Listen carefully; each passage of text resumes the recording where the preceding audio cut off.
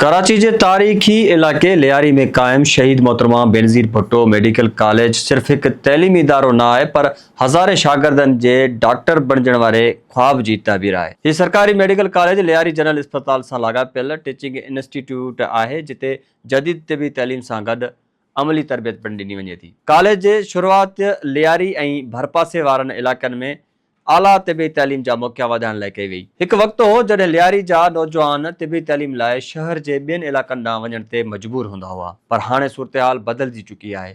सिंध हुकूमत जे सहकार सां क़ाइमु थियल शहीद मोहतरमा बेनज़ीर भुट्टो मेडिकल कॉलेज लियारी जे नौजवाननि समेत सॼे सिंध जे शागिर्दनि लाइ उमेद जो मर्कज़ बणिजी वियो आहे। हीउ इदारो लियारी जनरल अस्पताल सां गॾियल आहे जिते शागिर्द किताबी इल्म सां गॾु मरीज़नि जे अमली इलाज जी तरबियत पिणु हासिल कनि था।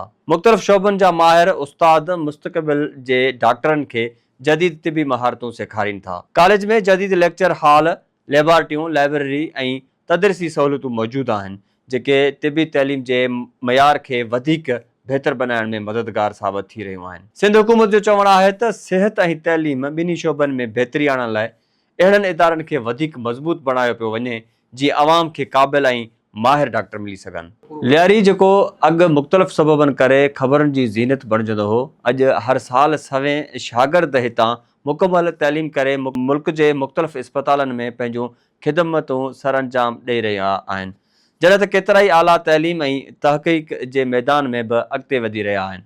लियारी जे दिलि में क़ाइमु ही सरकारी मेडिकल कॉलेज सिर्फ़ हिकु इमारत न आहे पर हज़ारे ख़ानदाननि जी उमेद जो मर्कज़ आहे।